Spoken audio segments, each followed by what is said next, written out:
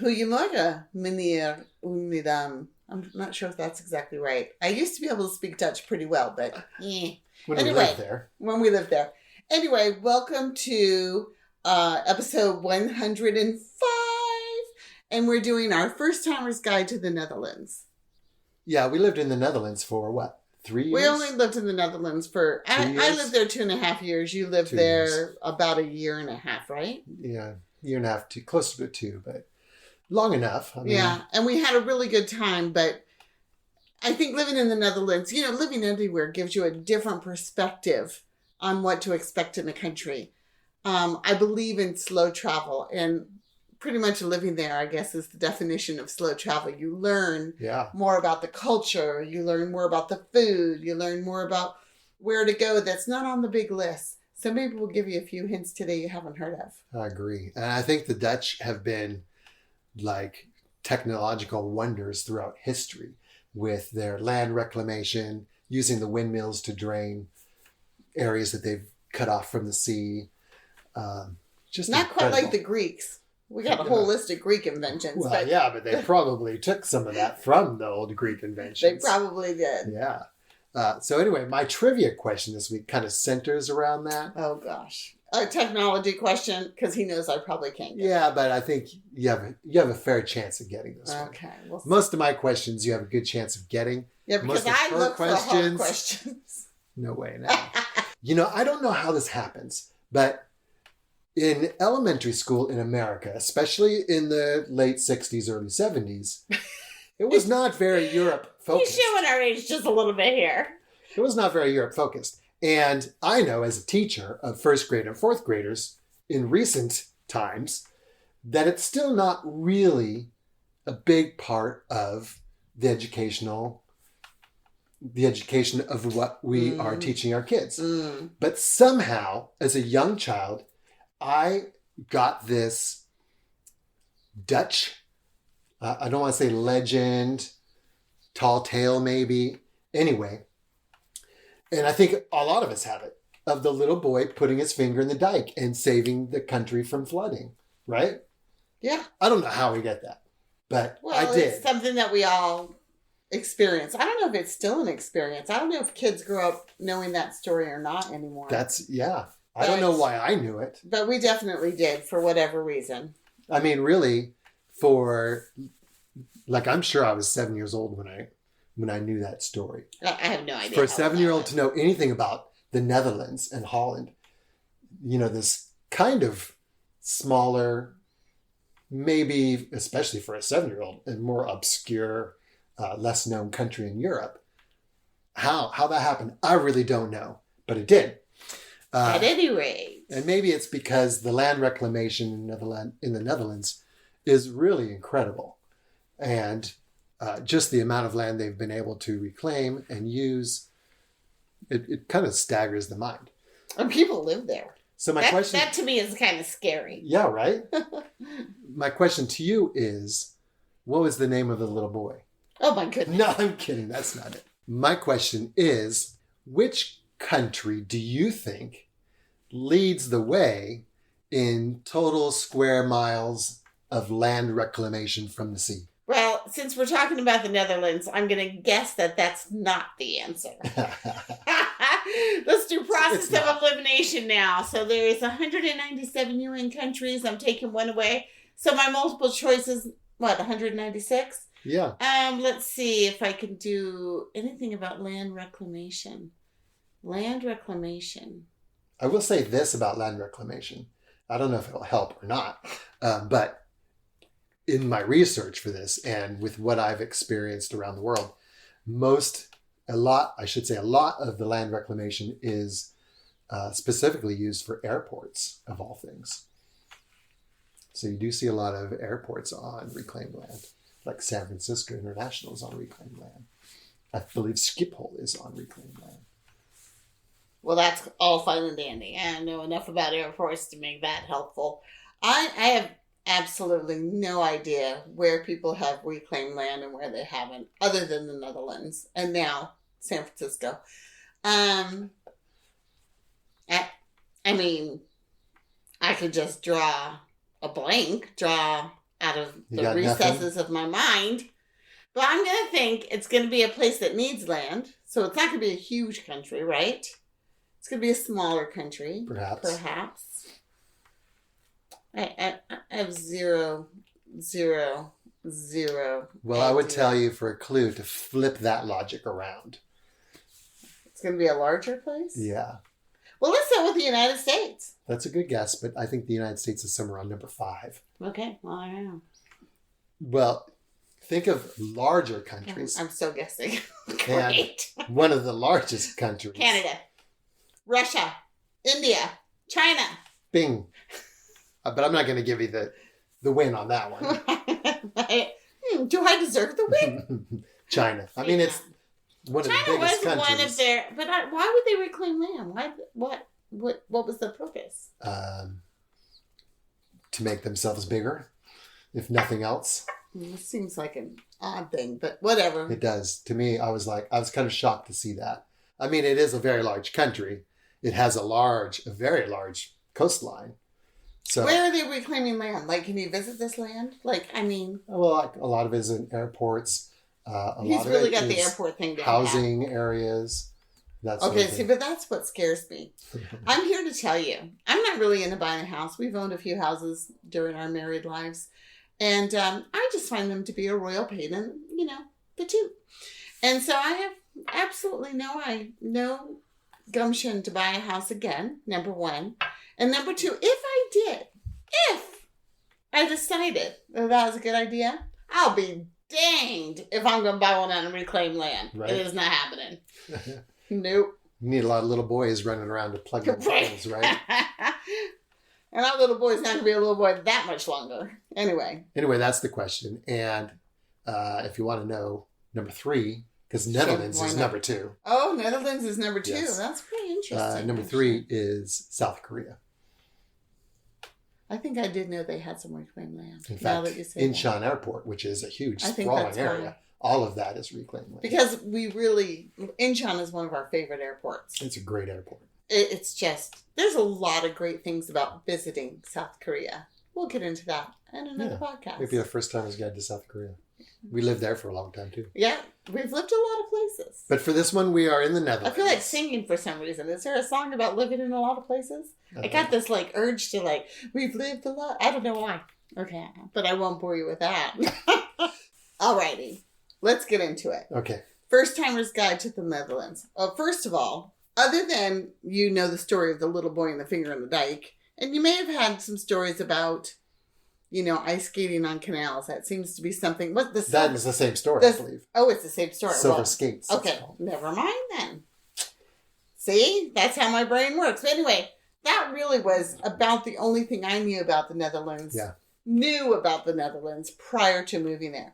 But I mean, here's some of the things that are iconically Dutch. You've got windmills. You've got tulips. You've got wooden shoes. And you've got cheese and canals, beautiful houses, and bikes. And those what else do you think of? Those are all really iconic. Iconically Dutch. Before you even get to the Netherlands and start experiencing things like pannenkoeken or stroopwafel or... Now we're talking food. Or what's the black licorice?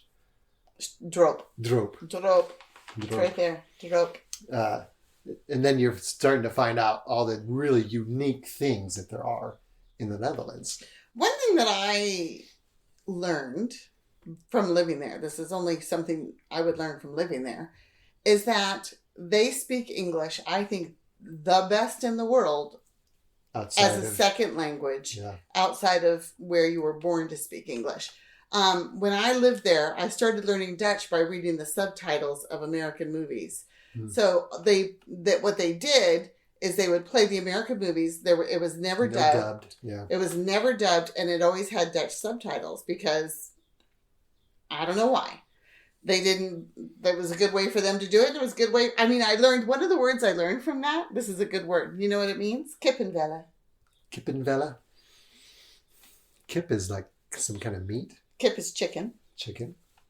So chicken wing. Nope. Kippenvella means goosebumps, Goosebumps. which I guess are chicken bumps. But yeah, I mean, why would I know that word? That is not a word I would know, but it's stuck. It's stuck because it's such a cool word. Who needs to know anything other than Kippenvella? Yeah, right. Anyway, so there's lots of iconic Dutch reasons to go there. Everybody wants to go to Amsterdam. You've heard of those cafes. Nowadays, the cafes aren't quite as Well, they're not as much of a draw as they were possibly in the past. With legal marijuana. Nowadays, pretty much. Everyone's legalizing marijuana. Even Germany just legalized it. They did. That's right. So you can't go to a cafe yet, but that's probably coming soon. Yeah. And even in the United States where it's legalized, I don't know that there's any state that actually has legal consumption in a public place. Or I think there is. Or if maybe in a public place, but not in a establishment like a bar I think or there a cafe. is. You think so? I think there is. Or maybe that was... I haven't heard of any. I honestly don't know. It's not something... But it is... we really do. It but is it was a draw for Amsterdam for the longest time. It probably still Netherlands is in for general. a lot of people. And maybe it's still a thing, but it doesn't have to be, I suppose. Anyway, there's lots of reasons to go to Amsterdam. So, not just Amsterdam. It's a small country. You can do a lot in a week. Yes. You can do a lot, an amazing amount of the Netherlands in 2 weeks. It's kind of like what we say about most countries. Go to the capital city. You got to go there. But then get out and see the country. Because it's capital cities, different. large cities, are large cities. And they tend to have a lot of similarities around the world. Yeah. Of course, they do have their unique sense, their unique culture, because they are in that country. Right. Like in Turkey, you go to Istanbul, you're definitely experiencing something of Turkey. But you really got to get out of Istanbul and get to the countryside to see the real country. And I believe Amsterdam and the Netherlands kind of fit that bill too. I personally believe every single probably major city in a country has that effect. Maybe I just thought of an exception. Singapore. Mainly because that whole city-state is the city.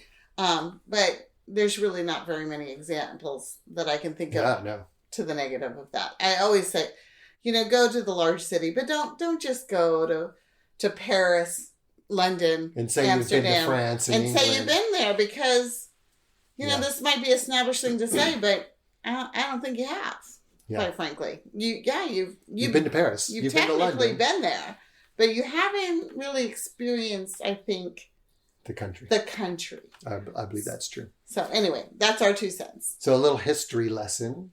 Yeah, here's something that we knew before we moved to the Netherlands because we're history buffs in general, and we've done enough travel where we've run across this in other ways. But one of the coolest things about the Netherlands was it was a major power. World power. It was the world power in the early 1700s, primarily because of the Dutch East India Company. Really, for the length of the 1600s. Yeah. By the early 1700s, they were losing power already. But for a good 100 years, they were spread far and wide. Yeah, the strongest navy in the world. And combined with all of the ships of the Dutch East India Company, they had sea routes all around the world. Well, they made the most of them. The Dutch East India Company actually got a proclamation from the Dutch government that allowed them all kinds of legal rights. They were able to establish colonies. They were able to govern colonies. They were able to get taxes. Try prisoners, execute prisoners. Yeah, really, they were like a semi-quasi-government body in and of themselves. Exactly. And they exercised that. And they were everywhere. South Africa, of course, Indonesia was the strongest through, influence. Quote unquote, the East Indies, Dutch Indies. Yeah. And one of the reason we bring this up is when you go to the Netherlands, probably, and this is a very different thing from the rest of the world. If you go to the States, the second, if you got American food and then you like Italian food and you like Mexican food, those are the 3 main kinds of foods. You go to Italy, you like Italian food. You go to Korea, you like Korean food. You go to Japan, you like Japanese food and Italian food. You go to, it's And so of course, interesting. all of those have other ethnic foods available. Of course, yeah. Naturally, but those are like the strongest ones. Yeah, but in the Netherlands, it's not Chinese food. It's not Italian food. It's Indonesian food. Yeah. Now, I'm sorry, but I challenge you to find another place that their second cuisine is Indonesian food. You'd have a hard time with that. Which, by the way, is delicious food. Yeah. But it's just kind of interesting. So that's one of the things that is a takeover, a leftover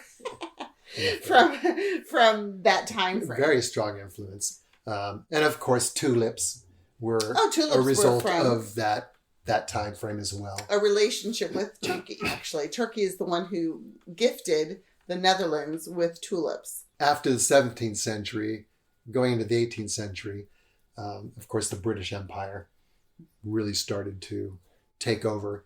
You had the British East India Company, which kind of served in the same function. And the two were at major competition. I would say not just commercially, but militarily as well. And eventually the British won out. Yeah, with their huge empire. Yeah. And their naval presence everywhere in the world. And so the Netherlands, as a ruling power, kind of started to wane. Right around and it the beginning of continued the to, century. really. The 18th century. Yeah, and it really lost a lot of influence as a world power. Of course, history is, some people love it like we love it. But also, we always want to have kind of a touch in it, right? We want to be part of a history. Oh, yeah. That brings it more to life. We want connections. We want connections. And I don't know how many people know this. A good number, I'm sure. But as far as American history is concerned, there were a lot of the people who came over on the Mayflower, I think about 2/3 of them or a third of them, that actually spent time in the Netherlands prior to joining the Mayflower and moving to what is now the United States. So, and they're very proud of the fact in Leiden, which is where this took place, of their stepping stone to America, to the founding of America. They're very proud of it. We went to the Pilgrim Museum there, which we'll talk about in another video. It's interesting because the reason the Pilgrims went to Leiden, and by the way, they stayed there, I think, 13 years. It wasn't like a few months. A lot of people, right. I knew about the Leiden stop, but I, in my head, thought it was a couple of months. Right. You stop, you refuel, you do whatever you need to do.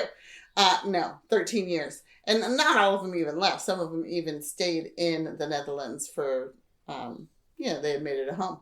But the reason they moved there prior to moving to the U.S. was the whole idea of this freedom of religion. And, it's not the same freedom as we think of today, but it has carried through, and they've always sort of been a leader in having forward thinking, and I would say, they've accepted more things quicker than perhaps other states, other countries.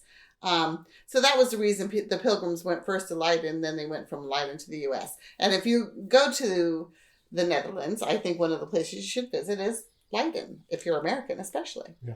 That's enough of a history lesson. I'm sure once you get there, you'll learn more and find it fascinating. But for our purposes, let's move on. Yeah, let's move on. Okay, so how to get there for first-timers. Of course, everybody wants to know how to get there and get around. We talked about Schiphol being on reclaimed land. That is the big international airport there. If you're flying internationally, that's probably where you're going to fly into. This is a funny story because we're just talking about how forward thinking and how open they are. So Jim comes to visit us for the first year we're living in the Netherlands because he hadn't retired from his Air Force duty at that point, and we were making that transition from his retirement to another stage in our life. So it was just a year overlap, and he came I think like 5 or 6 times, so quite often to visit us, gain some air miles, and he did not need to bring any luggage because I always we just lived had a handbag the whole time. Just like an overnight bag type thing. And it was pretty funny. First few times wasn't a big deal. But then... Like the third time when I would go through Border Patrol. They would look at my passport. They'd see the stamps, all the stamps in and out of the country. And they'd look at my ticket and be like, you don't have checked bags. Why are you traveling so often? And they actually did pull me aside one time and said, why are you traveling in and out of the country so often? Why don't you have checked bags? What is going on? I didn't look like a businessman or anything. Are you like a that. drug mule? Right. So I explained the situation and they just said, oh, okay. And they let me go. Yeah. But it was sort of funny that they, sort of tagged him. They definitely had their eye on me. We got a kick out of that. It's kind of fun. And anyway, so that was at Schiphol. And we've flown, of course, in and out of Schiphol many, many times. And it's another one of the airports that we really do love flying through. I think they have their stuff together. You can get through pretty quickly. It's clean. There's lots of good shops. There's good food there. There's great parking. There's public transportation that you can just dump yourself right in the airport, get off the airplane, and take a train to anywhere else in and out of the country. So I really do think it's a good airport. It is one of the better ones, especially around the world. It's not the only airport they have. If you're living in Europe, or even if you're just traveling around and you're thinking that you'll, fly into one major spot and then take budget airlines around. Which is a great idea. Actually. It's an excellent idea. Then you have other options like Maastricht and Eindhoven and Rotterdam and The Hague. Which are the three big ones. There's another one called Aalen or something that I had never heard of. So probably it's not that popular, but they're around. And just like Schiphol, the Netherlands is very public transportation forward. They're great at it. So pretty much anywhere you go, you can get in and out. Get on a train. Easily. Yeah. Well, getting around, since we're talking about that, like you said, from Schiphol, you just get your luggage and head downstairs and you're on a train into Amsterdam or anywhere in the country, really. That may not be true. Let me rewind that a little bit. Into Amsterdam for sure. Regular trains like every 15, 20 minutes. Mm-hmm. So you'd be in Amsterdam. And then once you're in Amsterdam, train, bus to anywhere in the country very easily. And outside of the country. And even out of the country, yeah. Eindhoven, Maastricht, definitely Eindhoven. That's a big Ryanair. Yeah, it is. Not hub, but they fly in, and Ryanair is the big one out of Eindhoven. Eindhoven train for sure to Amsterdam and to some of the bigger cities. And again, from there, anywhere. I think the bottom line is you don't have to fly into the Netherlands to really enjoy the Netherlands. It's a very small country land-wise, so it's easy to get around. A lot of people will drive as part of a bigger European road trip. Like you said, fly into Frankfurt or Munich or Dusseldorf, one of those places that you can find a really cheap flight. Although Schiphol often comes up on a cheaper flight list as well. So you just have to. It's a good place too. And then driving in from Paris, it's only like 3.5 hours. From Brussels, 3 hours. Frankfurt, probably 4 hours. So not far. Not far at all. Half a day's drive. You can go a lot of places. But you don't have to drive. Public transportation in the Netherlands, we've already said this, is, I think, first class. One of the best in the world, really. Clean, affordable, regular runs. Yeah, I don't think you're ever going to wait too long anywhere for a bus or a train. And it's a really good way to go. Well, and you don't have to worry about having to decipher the train schedules or know it's stopped to get off of. I'm telling you, every single person speaks English. And most of the signage is going to be in English. Is in both. And Dutch. So first of all, you've got the signages many times in English, but also you can ask the 6-year-old sitting next to you or on one side or the 98-year-old on the other side.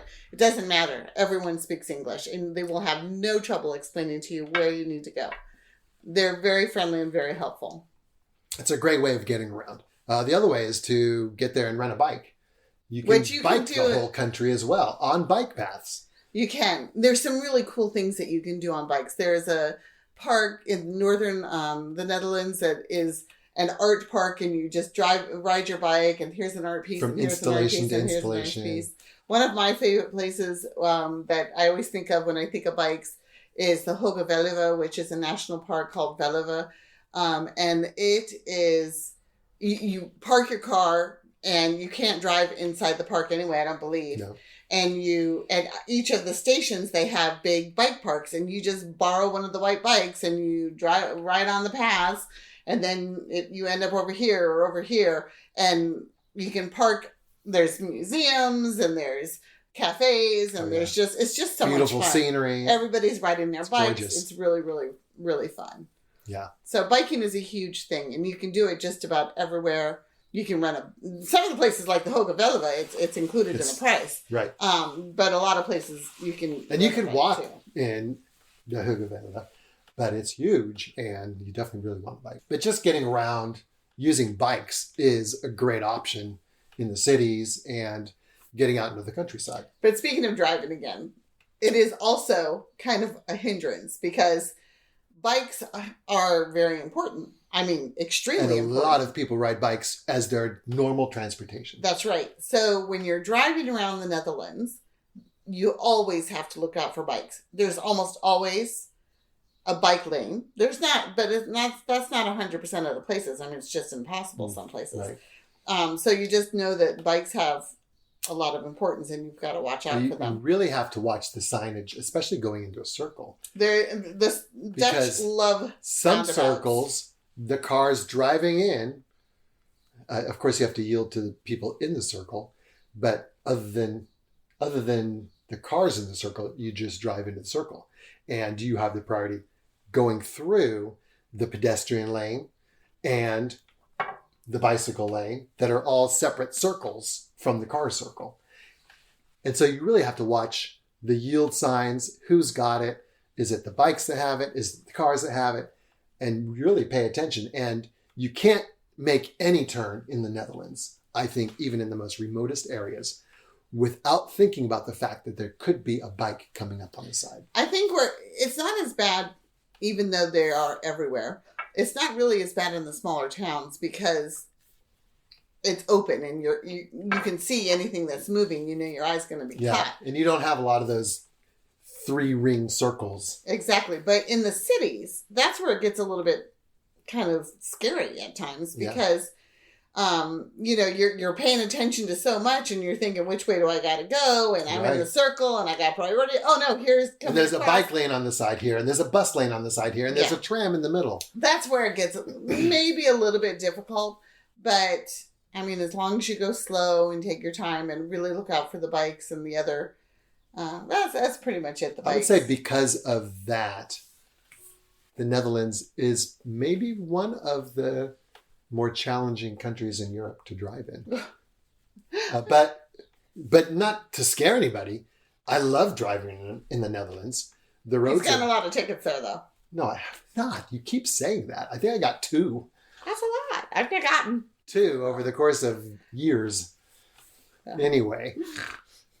Funny girl. Anyway, the roads are beautiful. It's a little bit slower paced than Germany, for instance. It's much slower paced. Or Italy. I think maybe until recently it's had one of the slowest speed limits, maximum speed limit. Well, we did see our first 130. But now they do have some 130s. But it was only a very short stretch on an Autobahn. So I don't think you're going to see 130 very often. A lot of the highways are restricted by the hour. So between, I think it's 9 in the morning and 7 at night, you can only go 100 kilometers per hour, which is pretty slow. And I'll also say this, because we drove there the last time. We got the best gas mileage we did. while we were driving in the Netherlands than I've ever seen in my car. Yeah, that's really pretty amazing, actually. But yeah, there are challenges in the cities, but even then, it's pretty slow paced. You just got to remember that there will be bicycles and pedestrians coming from whatever direction is possible and be ready for it. And if worse comes to worse, you just give the pedestrians and the bicycle priority and let them go. You might upset the person behind you, but not too much. At least you'll be safe. But the other thing you have to worry about, of course, is always parking. Parking can be an issue Yeah. all over Europe, especially, but really all over the world. And yes, you're going to pay for it. And yes, there are park houses. But usually you can go to like a grocery store or something like that has free parking. Mm-hmm. What a lot of places have, even if they have free parking, is you have to have a blue disc that has the parking time on it. So if you're renting a car, make sure it has a parking disc and then just ask them how to use it. It's very simple. You just put the time you've started. It's on a little rotating Analog clock face. Analog clock.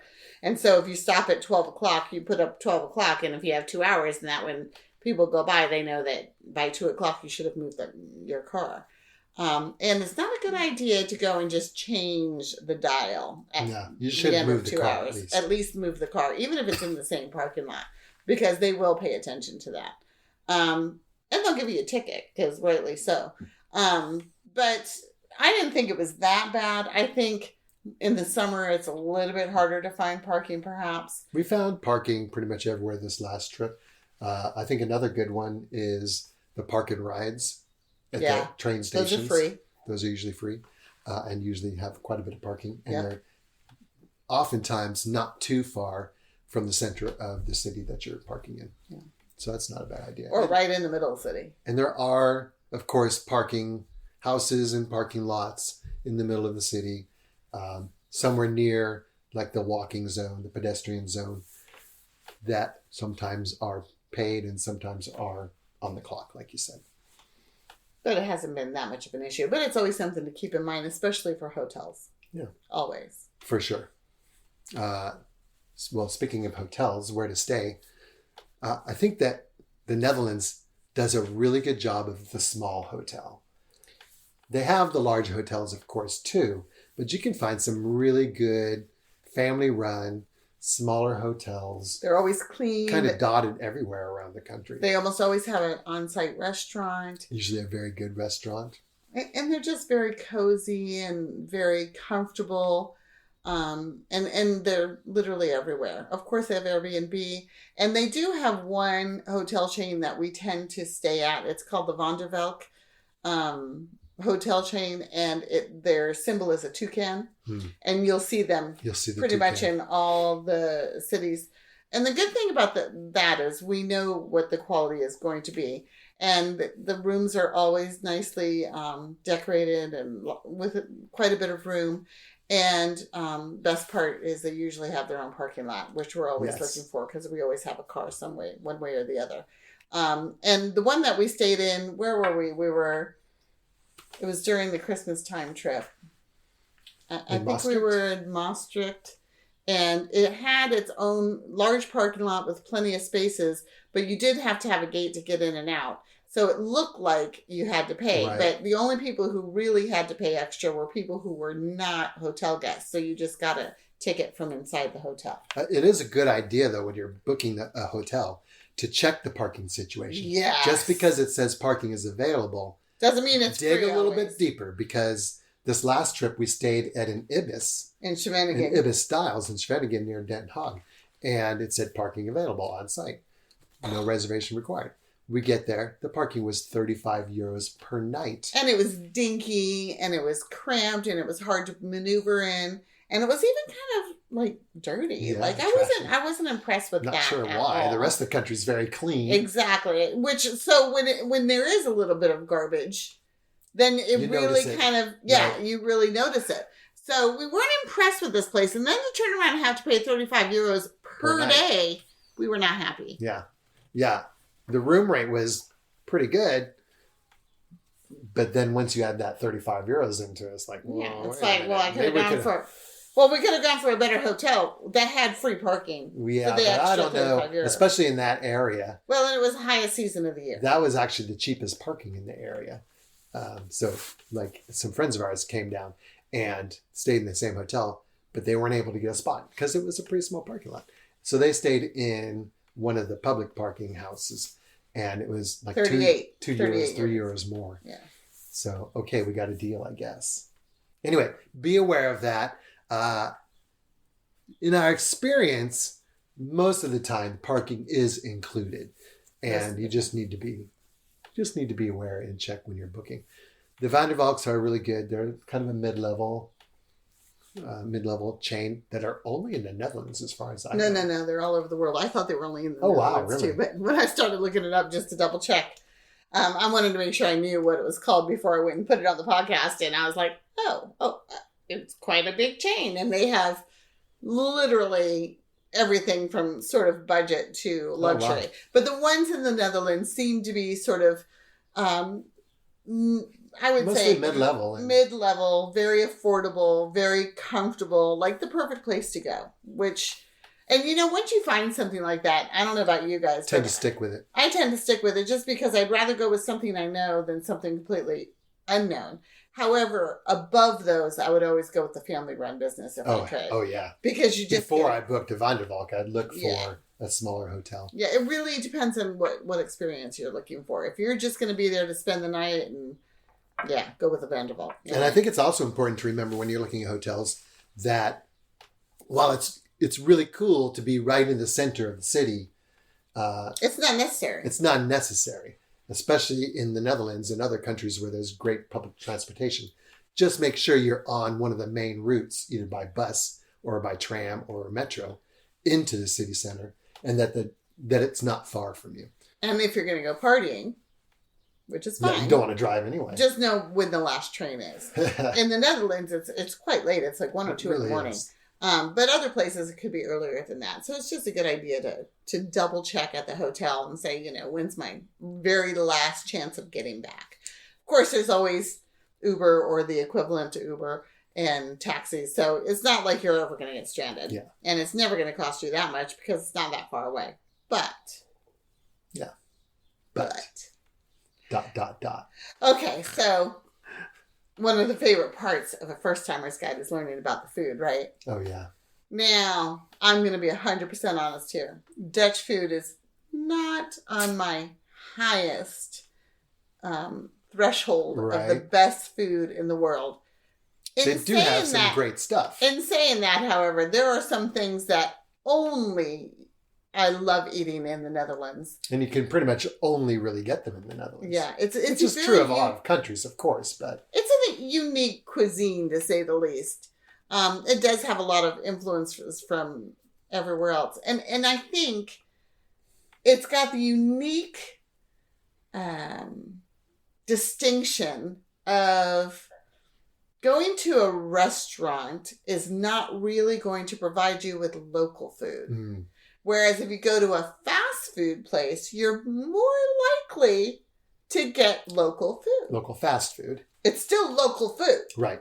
I mean, it's amazing to me that there's nothing real local about any of the restaurants. I swear to you, every restaurant I've ever been to in the Netherlands, and remember I live there, every restaurant, just normal restaurant, not an ethnic, but not like a Turkish restaurant or Italian restaurant, but every just normal restaurant basically had the same menu. Yeah. It will have barbecue ribs. It will have a schnitzel. It will have some type of steak.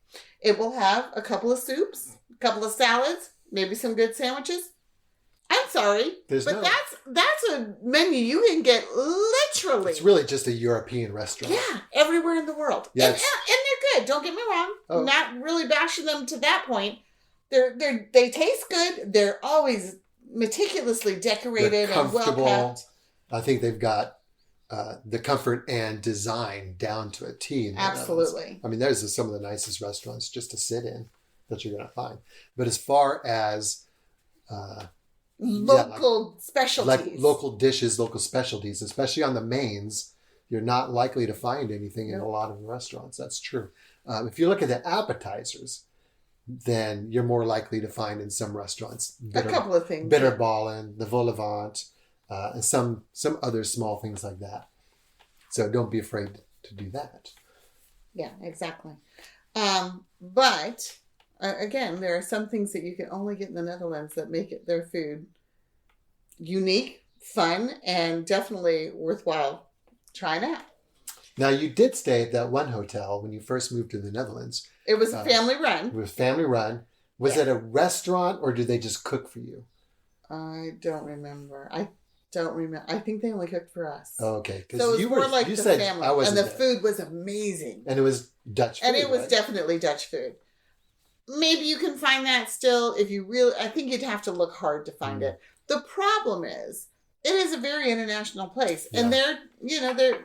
in order to make money, the Dutch don't care about going and having local specialties. They make that at home. They make it at home. So, they go out to have these dishes. I get it. We do the same thing. True. But it's something you might want to know before you go there. You don't have to spend money on a full-on restaurant to get the local specialty. Go to the fast food joints. Yeah. Here's some examples. So, for fast food... Our very favorite one.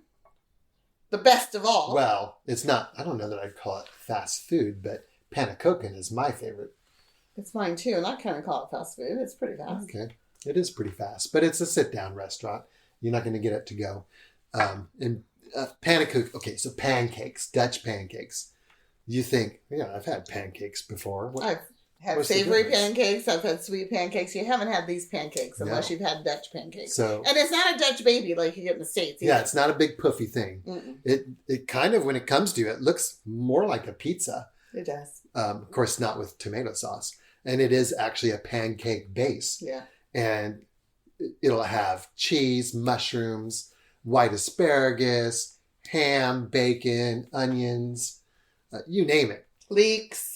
They have Greek ones. They have Mexican ones. They have, you name it. You can get any kind of panacoken that you want, and every single one I've ever tried is delicious. Or you can go with fruit, and you can get fresh strawberries when they're in season, or you could get apples pretty much all year long. Apples is probably the traditional fruit pancake. But we're not talking breakfast pancakes. Obviously, if you're going to put cheese and ham and mushrooms and that kind of stuff, it's not breakfast. So we've been for years trying to explain this to people. And we just went up recently to the Tulip Festival with my sister and her husband, Chris.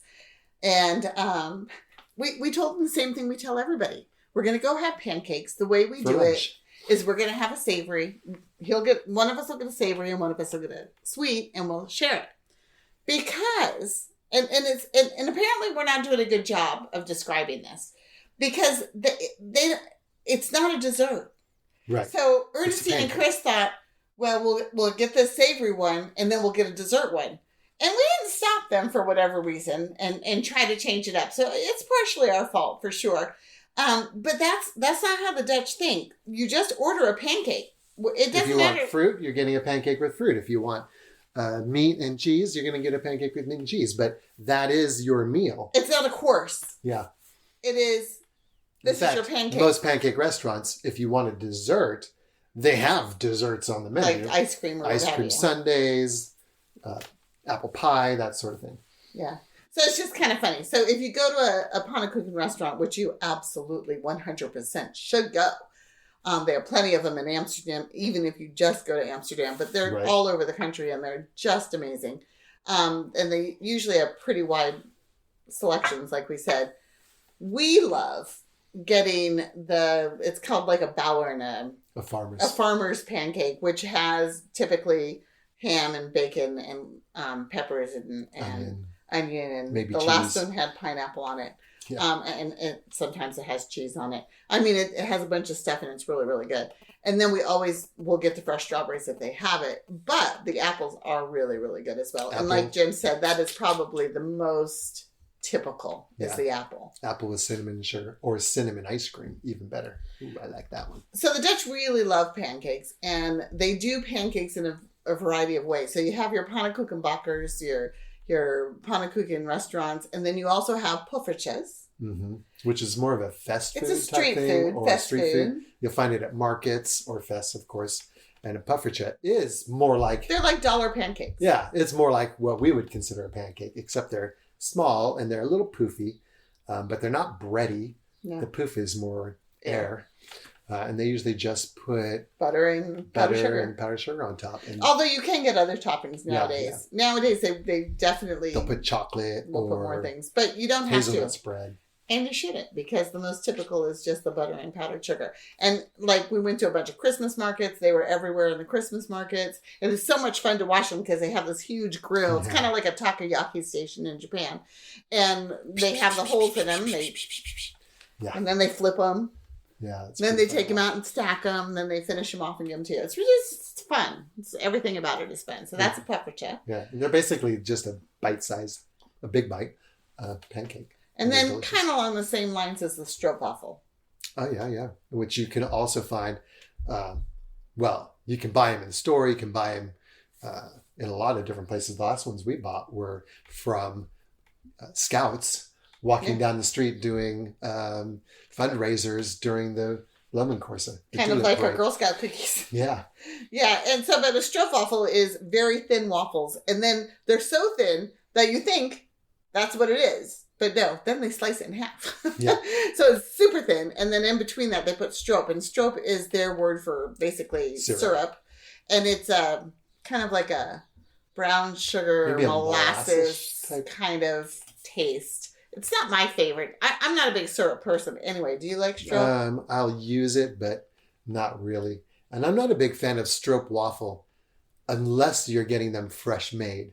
Then they're really delicious. If they're fresh, that's the best way to get them. But you can get them a lot of different ways. And the traditional way to eat a stroopwafel is to have a cup of coffee or a hot chocolate or something hot to tea, something hot to drink. And then you take the biscuit that is the two parts of waffle that has been split. Very thin and round. And then you set it on top of your hot cup for, 2 minutes or whatever, as long as the tea is steeping, that type of thing. And what happens then is everything starts to melt. It warms up, soften. It gets kind of gooey. Now it's actually quite good that way. Yeah. So, stroopwafels. Stroopwafels. So pancakes and stroopwafels, I think, are very iconic and very important things to have in the Netherlands. But getting to the Indonesian food. Yeah, well, bami, satay, rice tafel. Mm-hmm.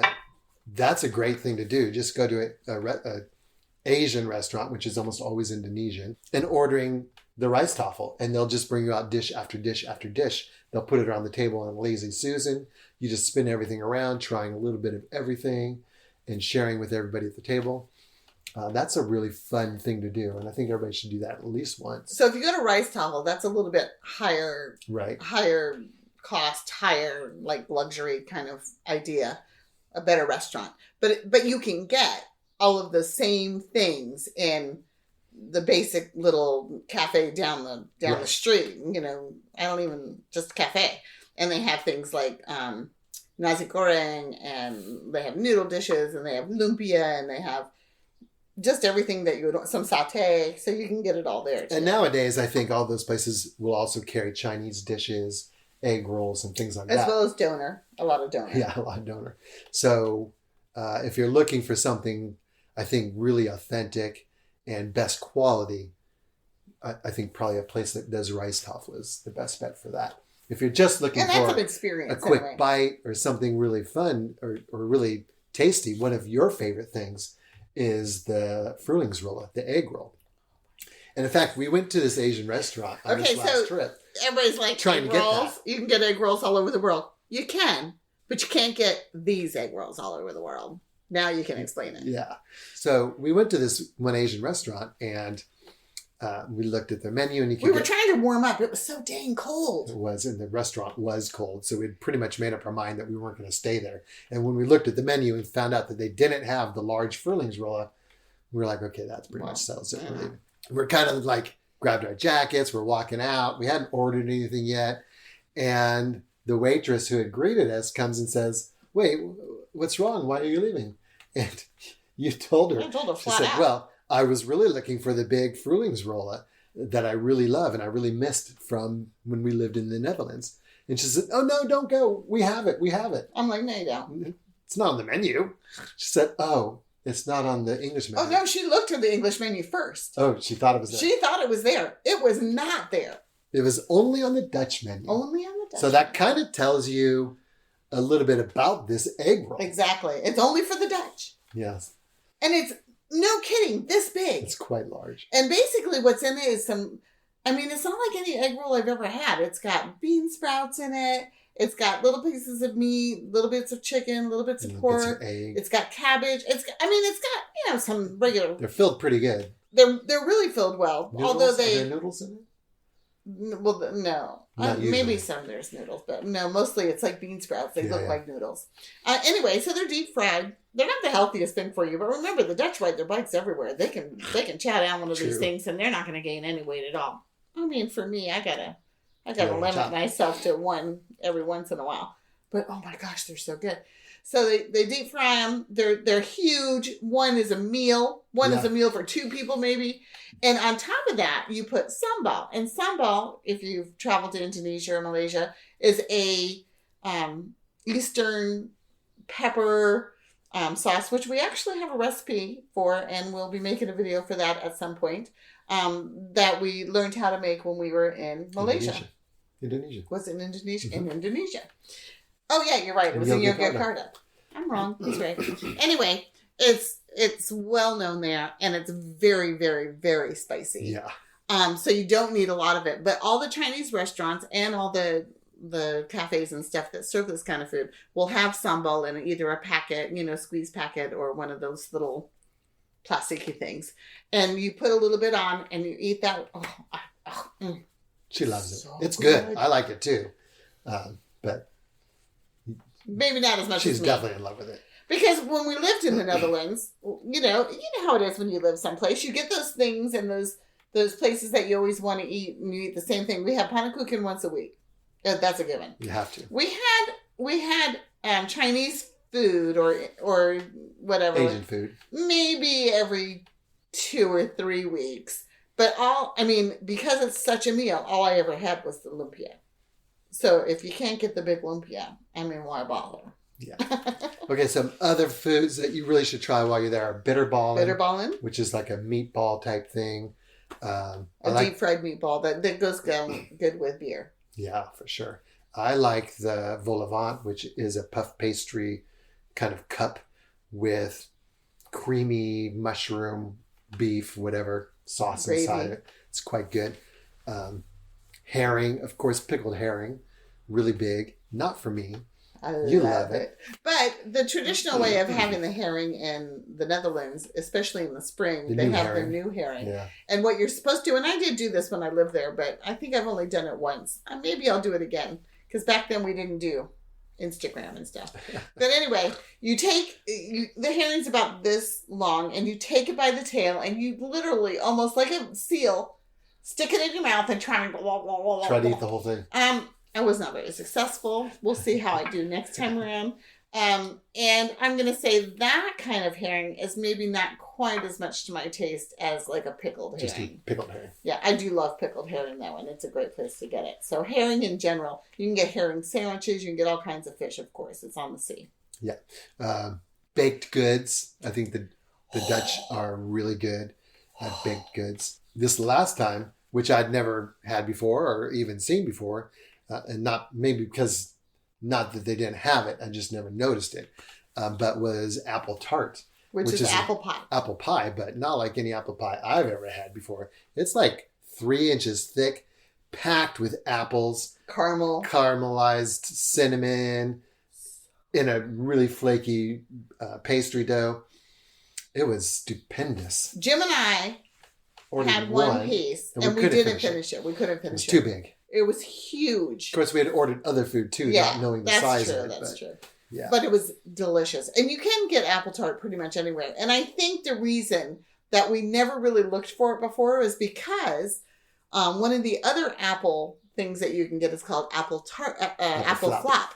And that is like an apple turnover. Yeah.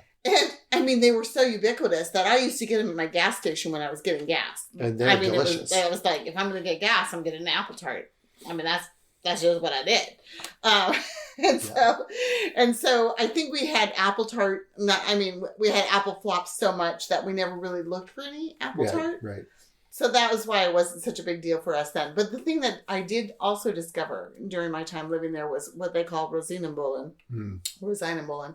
And that is basically a raisin roll. And it doesn't sound like anything special, but I am here to tell you I have never had one anywhere else in the world that tastes like a Dutch raisin roll. And they are just delicious. And you don't like raisins. And I'm not, well, I like them more now than I did when I first discovered raisin rolls, the Rosanna roll.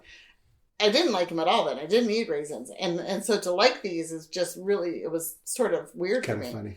But you can go to any bakery and they'll always sell them by the bag. That's how much they eat them. You can't just get one single one. And you don't want to anyway, because I'm here to tell you, you're going to eat them over and over and over again. They are so good. They're pretty good. I like them too. They're good with butter. They're good warm. They're good cold. Toasted with cinnamon sugar. They're just good. They're just good. Rosanna bowling. What else? I think those are the biggies. And potatoes. French fries. French fries. That whole area. Dutch fries. Yeah.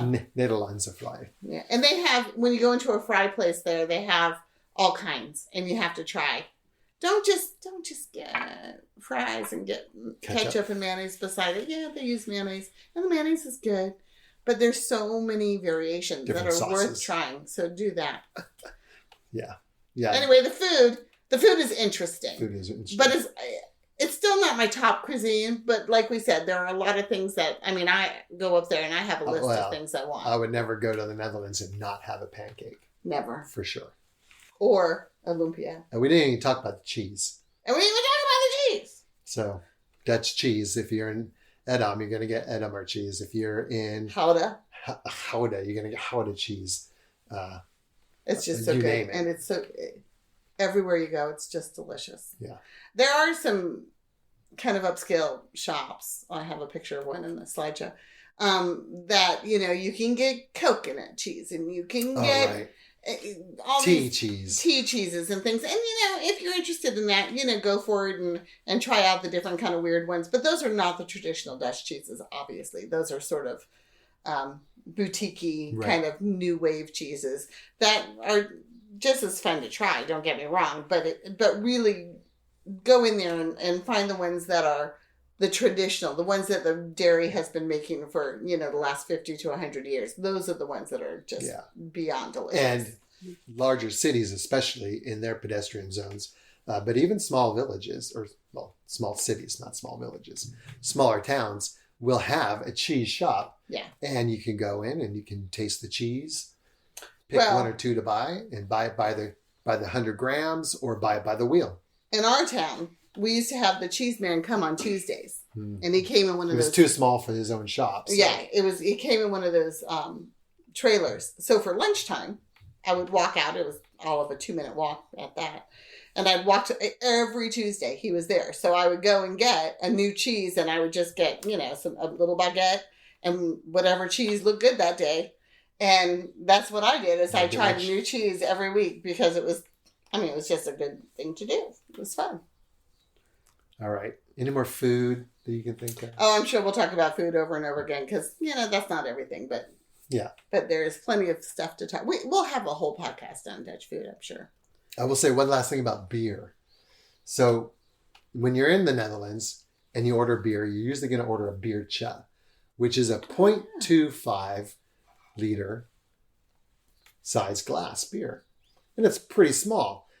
And on a hot summer day sitting outside, you can throw some of those things back pretty easily. Mm-hmm. But you get used to these little biertjes. Right.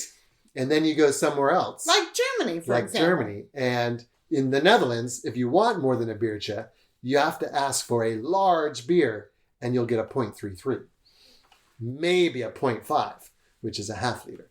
But usually it's a 0.33, which is a small beer in most other places. Like in Germany, a 0.33 is a small. So if you go somewhere else and you are in the habit of always asking for a big beer because you don't want this tiny little cup of beer. This happened to us. You're going to get a liter of beer. This happened to us when we were living there. That actually happened in France. No, that's what I'm saying. When we were living in the Netherlands, we'd have a biertje like pretty much all the time. Every day. Were biertjes. Every time we went out, we'd have a biertje. You're talking this big. It's nothing, right? So I got used to asking for large beers to get a 0.33. And then we go to Paris. We go to this little bistro. And across from Napoleon's tomb. Right. And we both order beer. And they're like small or large. And we're like, large? Nobody wants a 0.25. It was a hot summer day. It was. So here we are at 2:00 in the afternoon drinking liters of beer. Oh my goodness. Needless to say, that was the end of the sightseeing that day. It was, yeah, a beer check. But that's also something to know about the Dutch language as well. When they say their house, they're going to say huisje. J-E means little. And everything's little. And it adds a little bit of a connotation of cute and little. Yeah, it's my little house, my little daughter, my little dog, everything is j at the end. J. Which I will say, it's cute. When you get this little tiny beer delivered to you with the perfect ratio of beer to foam, it's cute. It's cute. And you drink it down in a couple of swallows. So I'm so glad you brought that up. I didn't even think about that. Well, okay, so we always end our first timers guides with things and places that you should go. And we never really get into it too much because we always have lots of podcasts on where to go and what to do, and lots of videos as well, and lots of articles. So check out all of our different venues. But we like to give the highlights. But we'll give the highlights. So, of course, to go to Amsterdam. Especially for first timers. Now, there are a lot of fabulous, like really tiny villages that have been untouched throughout history for hundreds of years with these incredible old swing bridges or the cranes for the houses. Cranes for the houses and little windmills that have been there forever. Yeah. Those are great to go out and explore and find. But for a first timer, you really want to know, like, what are the main things. The main things, what not to miss. So I would say, of course, you're going to go to Amsterdam, the Anne Frank House, the Rijksmuseum, the Van Gogh Museum is a must. Yeah. And of course, in Amsterdam, you also have the red light district, where it goes back to that idea of being free and accepting. Probably started during the 1600s with the sailors. It started maybe even earlier than that, but the point was, it started with religious freedom, and then it sort of spread out to all kinds of freedom. And then once you get outside of Amsterdam, you want to go to Kinderdijk. That's the World Heritage place that you see with all the most beautiful, really iconic windmills on the canals. Stunning. Still operating. We've been a number of times, but I think the favorite time we went at sunrise, and the colors were spectacular. It was just beautiful. But you got to get up early to do that. There's Zanskans, there's Madura Dam, there's Delft, where you're going to find the pottery. There's Gouda, and there's Alkmaar with the cheese market. And of course, we just went once again to the Tulip Festival, which is probably their highest season of the entire year for tourists. Right. And it's just absolutely amazing. So there's lots to do, and those are things that you'll probably find out lots of information in any blog you read or whatever. But I think the key to all of them is taking your time, walking or riding a bike, and really getting into those small villages and doing more than just the tourist trail. Right. Because I think that's where you're going to really enjoy. One place that I really enjoyed, that I don't know that it's first timers, but if you have the time, I think it's a good idea, was Giethorn.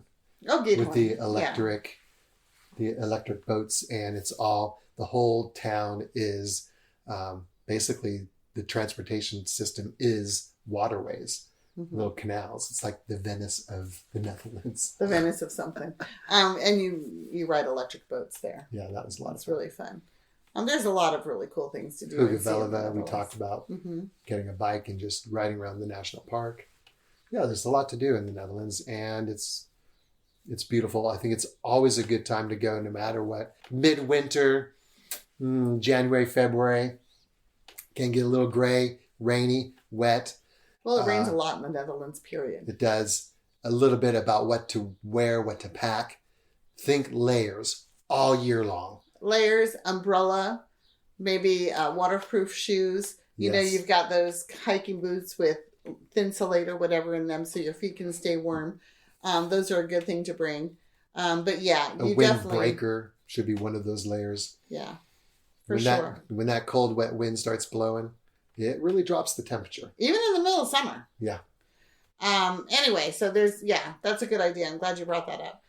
Also, I just wanted to say that I think the way to say goodbye in the Netherlands is one of my favorites around the world. You say houdoe. Houdoe or doei. Or doei. I think that's or more familiar. totsiens. Totsiens. That's like the traditional. Yeah. Anyway, so houdoe. Houdoe. All right. Thanks for listening to this episode of Streets and Eats. If you liked what you heard, please show us some love, hit the like button, and leave us a review. Maybe even subscribe so you don't miss any future podcasts. Also, we'd love it if you joined us on our Facebook private group, Streets and Eats, where we just have an ongoing conversation about all things travel. Ciao for now.